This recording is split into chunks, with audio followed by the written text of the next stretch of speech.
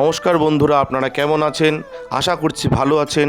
আমাদের চ্যানেলে যদি আপনি প্রথম বা নতুন হয়ে থাকেন তাহলে অবশ্যই চ্যানেলটি সাবস্ক্রাইব করে দিন এবং ভিডিও ভালো লাগলে অবশ্যই লাইক, কমেন্ট এবং শেয়ার করবেন।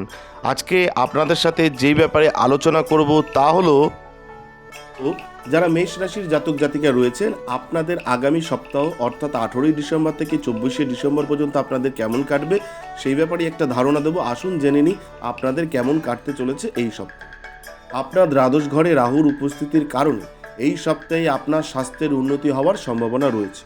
তবে এই সময়ে আপনাকে কোনো ধরনের দূরত্বের ভ্রমণ এড়াতে হবে এবং যদি কোনো ভ্রমণের খুব প্রয়োজন হয় তবে নিজেকে ডাক্তারি পরীক্ষা করান, এরপরেই যে কোনো যাত্রায় যান।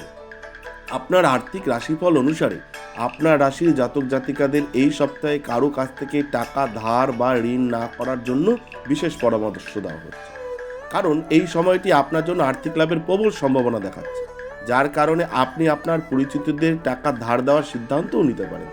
এই সপ্তাহে আপনি আপনার বুদ্ধিমত্তা এবং প্রভাব ব্যবহার করুন শুধুমাত্র সংবেদনশীল ঘরোয়া সমস্যা সমাধানের জন্য।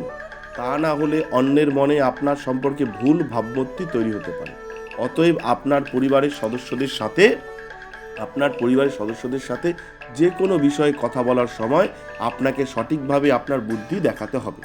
আপনি যদি ব্যবসায় একটি নতুন অংশীদার যোগ করার কথা ভাবছেন তবে এই সপ্তাহটি আপনার জন্য খুব গুরুত্বপূর্ণ হবে যে তাকে কোনো প্রতিশ্রুতি দেওয়ার আগে আপনার নিজের উপায়ে সমস্ত তথ্য ভালোভাবে যাচাই করা উচিত এবং তারপরেই যে কোনো সিদ্ধান্ত নেওয়া উচিত।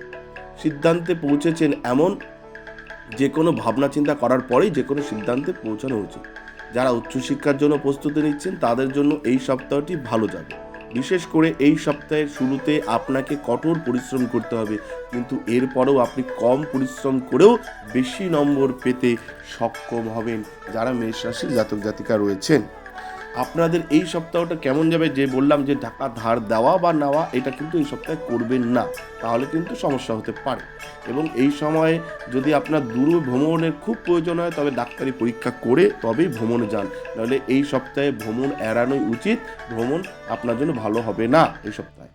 এবং যেই ব্যাপারগুলো বললাম, যে ঘটনাগুলো বললাম সেগুলো মাথায় রেখে যদি চলেন, দেখবেন যে কোনো বাধা বিপত্তি কেটে যাবে এবং প্রতিদিন আপনারা ওম গণেশায় নমঃ এই মন্ত্র জপ করবেন, দেখবেন ভগবান গণেশের কৃপায় আপনাদের এই সপ্তাহ খুবই ভালো যাবে।